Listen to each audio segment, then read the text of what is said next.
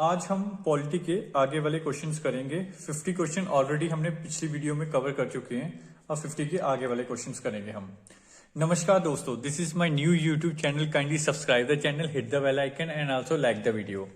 It will motivate me to bring new such informative videos. आज मैंने कोशिश की है कि एमसीक्यू बेसिस के ऊपर रखूँ ये वीडियो, तो जिससे क्या है कि जब आप इस क्वेश्चन को ट्राई कर रहे होगे तो आप पहले, अगर आपको आता होगा तो आप पहले से इसका आंसर बता पाओगे, और अगर नहीं आता होगा एटलीस्ट तुक्का तो लगा ही पाओगे। तो पहला क्वेश्चन है, the term of the office of the vice president is as follows.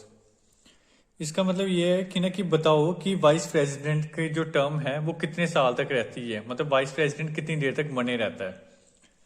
तो इसका आंसर है डी पार्ट, यानी कि 5 ईयर्स तक। अगला है question, initially how many members were the part of the constituent assembly. तो कह रहे हैं कि ना कि जब हमारा ये कॉन्स्टिट्यूशन बनना था तो स्टार्टिंग में कितने मेंबर्स थे जो कि इस कॉन्स्टिट्यूएंट असेंबली के पार्ट थे। तो इसका आंसर है सी पार्ट, यानी कि 389 मेंबर्स। अगला क्वेश्चन है, what was the number of articles of the time of commencement of the constitution. कि जब कॉन्स्टिट्यूशन हमारा बना तो उस टाइम पर कितने आर्टिकल्स थे। तो उस टाइम थे 395 आर्टिकल्स, और आज की डेट में 440 प्लस आर्टिकल्स हो गए हुए हैं। तो यानी कि इनिशियली ओरिजिनली हमारे पास 395 आर्टिकल्स थे। इसके साथ मैं ये भी बताना चाहूंगा, उस टाइम पर 22 पार्ट्स थे हमारे इंडियन कॉन्स्टिट्यूशन के, और आज 25 पार्ट्स हैं। और उस टाइम पर हमारे पास 8 शेड्यूल्स थे, और आज की डेट में हमारे 12 शेड्यूल हैं। ये भी क्वेश्चन आपके कॉम्पिटिटिव एग्जाम्स में आ सकता है, तो इसको भी आप लिख लीजिएगा।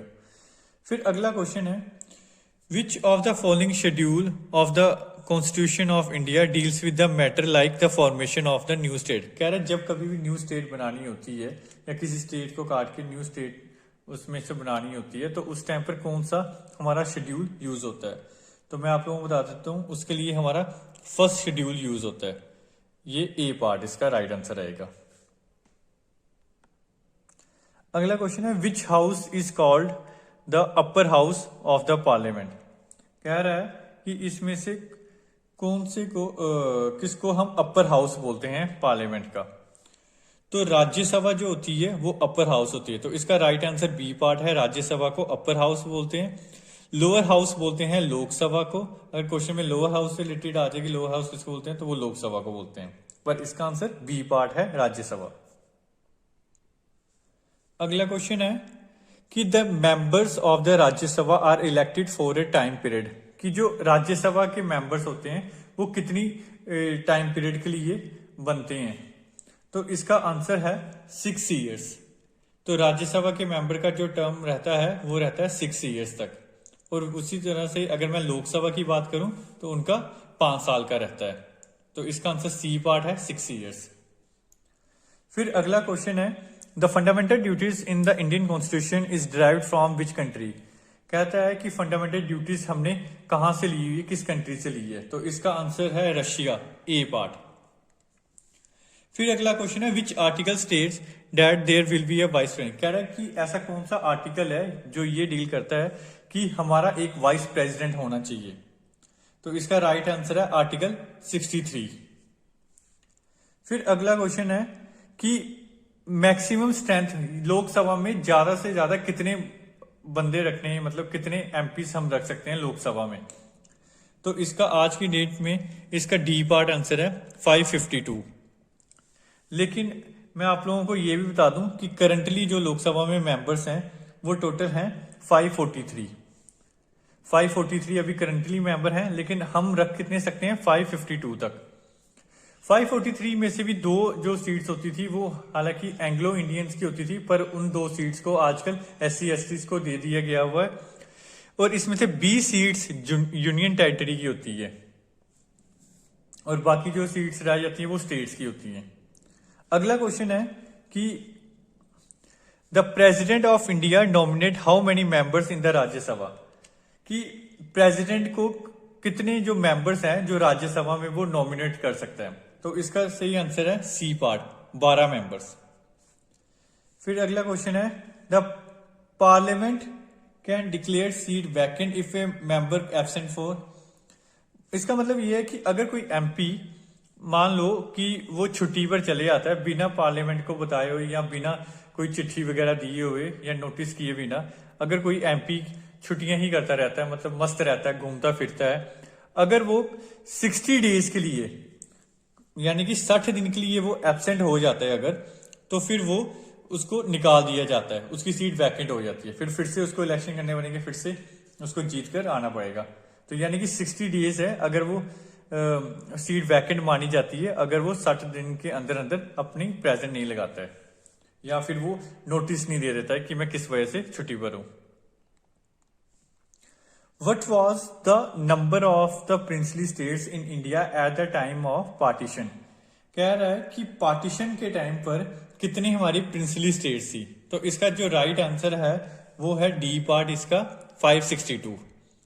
कि जब हमारा देश आजाद हुआ तो उस टाइम पे छोटे छोटे जो प्रिंसली स्टेट्स थे यानी कि जिनके राजा रुजा थे वैसे वाली जो स्टेट्स थे, राज्य थे, वो टोटल 562 थे। कह रहा है कि जो डाइट है वो किस कंट्री की पार्लियामेंट का नाम है। तो जो डाइट है वो जापान की पार्लियामेंट का नाम डाइट है। इसका आंसर क्या आएगा? B part. How many times has the financial emergency has been declare in India.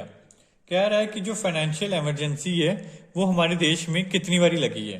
तो इसका राइट आंसर है डी पार्ट, नेवर। आज तक हमारे देश में फाइनेंशियल इमरजेंसी एक बार भी नहीं लगी है और ये आता है हमारा आर्टिकल 360 में। आर्टिकल 352 बात करता है नेशनल इमरजेंसी की और जो 356 बात करता है वो प्रेसिडेंट रूल यानी कि स्टेट इमरजेंसी की बात करता है। अगला क्वेश्चन है the supreme commander of India defence force. कह रहा है कि सुप्रीम कमांडर कौन है इंडिया के डिफेंस फोर्सेस का। तो उसका A part chief of staff of Indian army है या प्रेसिडेंट ऑफ इंडिया है, पीएम है या डिफेंस मिनिस्टर है। तो इसका राइट आंसर होएगा प्रेसिडेंट ऑफ इंडिया होता है हमारा supreme commander of India defence force, यानी कि बी पार्ट। फिर अगला क्वेश्चन है what is the minimum years of age required for the vice president. कह रहा है कि ना कि अगर एक वाइस प्रेसिडेंट को इलेक्शन लड़ना है तो उसकी कम से कम क्या मतलब एज होनी चाहिए अगर आपको वाइस प्रेसिडेंट बनना है। तो इसका जो राइट आंसर रहेगा वो रहेगा सी पार्ट, इसका 35 ईयर्स। अगला क्वेश्चन है how many schedules are there in the constitution. कह रहा है कि कॉन्स्टिट्यूशन में अभी कितने शेड्यूल है। तो राइट नो अभी 12 शेड्यूल है। मैंने पहले भी आप लोगों को बताया कि जो ओरिजिनल शेड्यूल थे हमारे इंडियन कॉन्स्टिट्यूशन में वो 8 थे, पर आज की डेट में 12 शेड्यूल है। जो 9वां शेड्यूल था वो लैंड रिफॉर्म से रिलेटेड हमने फर्स्ट अमेंडमेंट में डाल दिया, ये 9th शेड्यूल बन गया। फिर 10th शेड्यूल हमने एंटी डिफेक्शन लॉ से रिलेटेड बना दिया। 11th शेड्यूल पंचायती राज और जो 12th शेड्यूल था वो हमने म्युनिसिपल कॉर्पोरेशन से रिलेटेड डाल दिया। तो अभी हमारे पास 12 शेड्यूल है, पर ओरिजिनली हमारे पास 8 शेड्यूल थे। तो इसका राइट आंसर क्या होगा? B part. फिर अगला क्वेश्चन कहता है the constitution names our country as, कि हमारे कॉन्स्टिट्यूशन के हिसाब से हमारे देश का क्या नाम है। ए पार्ट भारत है, बी आर्यवर्ता है, सी हिंदुस्तान है या D India that is Bharat. तो इसका राइट आंसर है D part, India that is Bharat. ये है हमारे कॉन्स्टिट्यूशन के हिसाब से हमारे देश का नाम। Who was the chairman of the drafting committee. ये इंपॉर्टेंट क्वेश्चन है। जो भी ये 10th या 12th लेवल के ऊपर एग्जाम्स होते हैं उसमें ये क्वेश्चन आने के सबसे ज्यादा चांसेस रहते हैं कॉम्पिटिटिव एग्जाम्स में। तो ड्राफ्टिंग कमेटी का चेयरमैन कौन था? बी.आर. अम्बेडकर था, सर ए. कृष्ण स्वामी थे या सरदार पटेल जी थे या फिर जवाहरलाल नेहरू थे। तो इसका जो राइट आंसर है वो ए है, बी.आर. अम्बेडकर जी इसके चेयरमैन थे ड्राफ्टिंग कमेटी के, यानी कि ए पार्ट। लास्ट क्वेश्चन है वो लिखा है कि what is the maximum age limit of high court जज टू होल्ड ऑफिस। यानी कि एक हाई कोर्ट का जज कितने साल तक जज बन के रह सकता है हाई कोर्ट का। तो इसका राइट आंसर है बी पार्ट, 62 ईयर्स। इसके साथ साथ मैं आप लोगों को ये भी बता दूं, हाई कोर्ट के जज की 62 ईयर्स है अपर एज लिमिट, और अगर हम सुप्रीम कोर्ट की बात करें तो सुप्रीम कोर्ट के जज की अपर एज लिमिट है 65 ईयर्स। तो लेकिन हाई, इस क्वेश्चन का जो 17th क्वेश्चन है, इसका आंसर क्या रहेगा? B part, 62 years. Thank you so much.